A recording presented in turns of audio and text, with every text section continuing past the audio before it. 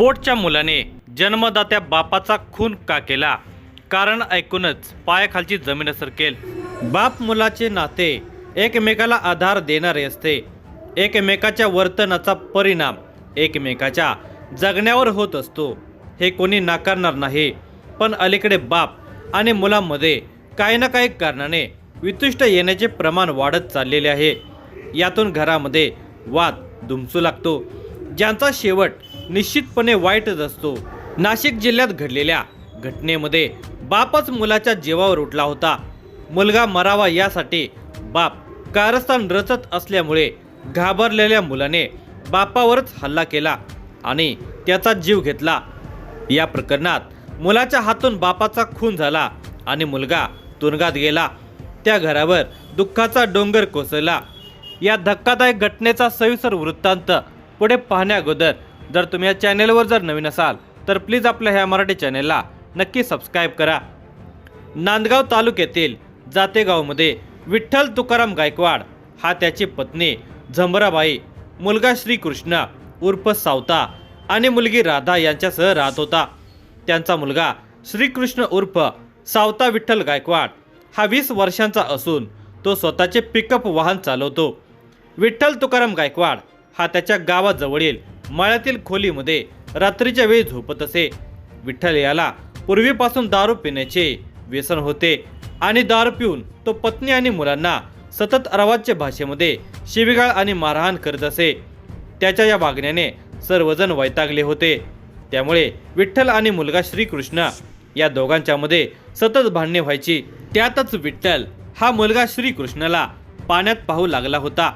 मुलगा आता त्याला नकोसा झाला होता, त्यामुळे त्याच्या मनामध्ये मुलाविषयी वाईट विचार सुरू झाले होते। दिनांक 3 जानेवारी 2026 रोजी विठ्ठल आणि मुलगा श्रीकृष्ण असे दोघेजण आपल्या शेतामध्ये गेले होते। दुपारच्या वेळी विठ्ठलने मुलगा श्रीकृष्णाला इलेक्ट्रिकचा शॉक लागेल आणि तो मरून जाईल या विचाराने विजेचा करंट तारामध्ये सोडून ठेवला होता। मात्र ही गोष्ट श्रीकृष्णाच्या लक्षात आल्याने तो वाचला होता। वडिलांचे कट कारस्थान उघडकीस आल्यावर दोघा बाप लेकांचे कडाक्याचे भांडण झाले। त्यात विठ्ठलने मुलाच्या पाठीवर दगड मारून जखमी केले। तेव्हापासून श्रीकृष्णाच्या मनामध्ये वडिलांविषयी तीव्र राग आणि संताप निर्माण होऊन तिरस्कार निर्माण झाला होता। आपला बाप आपल्याला मारून टाकायच्या आधीच त्याला भीती वाटू लागली होती। वडील आपल्याला केव्हाही जीवानिशी ठार मारतील अशी धास्ती त्याला लागलेली होती। त्या भीतीमुळे वडिलांनी आपल्याला ठार मारण्याऐवजी आपणच त्यांना ठार मारू असा निर्धार त्याने केला।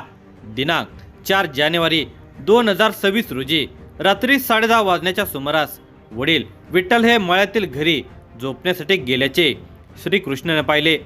आज काही झाले तरी वडिलांना सोडायचे नाही असा विचार करून त्याने झोपेचे सोंग घेतले आणि रात्री 11:30 वाजण्याच्या सुमारास तो उठला। वडील झोपे गेले असतील म्हणून श्रीकृष्ण घरातील कोणीही जागे होऊ नये याची काळजी घेत हळूच घराचा दरवाजा उघडून बाहेर पडला। तो वडील झोपलेल्या दिशेने मळ्याकडे निघाला। श्रीकृष्ण मळ्यामध्ये पोहोचल्यानंतर त्याने आजूबाजूचा कानोसा घेतला। त्याच्या वडिलांनी खोलीला आतून कडी लावलेली नव्हती, दरवाजा केवळ लोटलेला असल्याचे श्रीकृष्णाला आढळून आले। त्याने तो दरवाजा हळूच उघडला तेव्हा वडील खोलीमध्ये झोपलेले असल्याचे त्याला दिसले। वडिलांना पाहून त्याचा संताप अनावर झाला आणि खोलीमध्ये असलेला लोखंडी पाईप हातात घेऊन त्याने वडिलांच्या डोक्यावर आणि तोंडावर सपासप वार करून वडिलांना जीवेत ठार मारले। वडिलांचा मृत्यू झाल्याची खात्री पटल्यानंतर तो घरी येऊन झोपी गेला। विठ्ठल मळ्यातील घरामध्ये रक्ताच्या थराळ्यामध्ये पडलेला होता। ही बातमी वाऱ्यासारखी सर्वत्र पसरली। जगन्नाथ नामदेव गायकवाड हा त्यांचा चुलत भाऊही घटनास्थळी येऊन दाखल झाला। खबर मिळताच नांदगाव पोलिसांनीही घटनास्थळी धाव घेतली।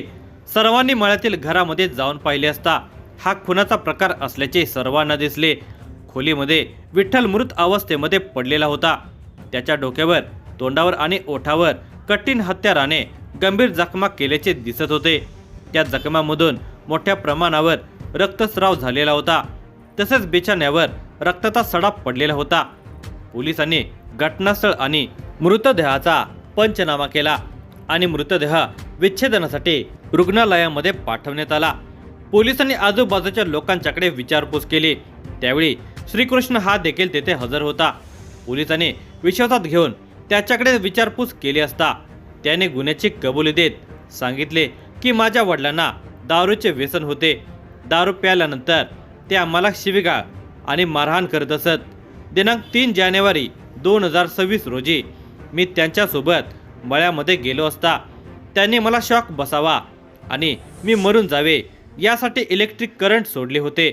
त्यावरून आमच्यामध्ये भांडण झाले आणि त्यांनी माझ्या पाठीवर दगड मारून मला जखमी केल्यामुळे मला त्यांचा राग आला होता आणि रात्री ते मळ्यातील खोलीमध्ये झोपावयास गेले असता रात्री 11:30 वाजण्याच्या सुमारास मळ्यामध्ये जाऊन ते झोपेत असताना मी लोखंडी पाईपने मारहाण करून त्यांचा खून केल्याची कबुली श्रीकृष्ण याने दिल्याने पोलिसांनी लगेच त्याला ताब्यात घेतले। जगन्नाथ नामदेव गायकवाड राहणार जातेगाव तालुका नांदगाव यांनी दिलेल्या फिर्यादीनुसार नांदगाव पोलीस ठाण्यामध्ये गुन्हा रजिस्टर नंबर 08/2026 BNS कलम 103 कलमाखाली बापाचा खून केल्याचा गुन्हा मुलगा श्रीकृष्ण उर्फ सावता विठ्ठल गायकवाड वय वर्ष 20 याच्या विरोधामध्ये गुन्हा दाखल करून पोलिसांनी त्याला अटक केली। पोलीस अधीक्षक बाळासाहेब पाटील, अप्पर पोलीस अधीक्षक तेगबीर सिंग, उपअधीक्षक बाजीराव महाजन आणि पोलीस निरीक्षक दिगंबर भदाने यांच्या मार्गदर्शनाखाली सहाय्यक पोलीस निरीक्षक सतीश गावित हे या गुन्ह्याचा पुढील तपास करत आहेत।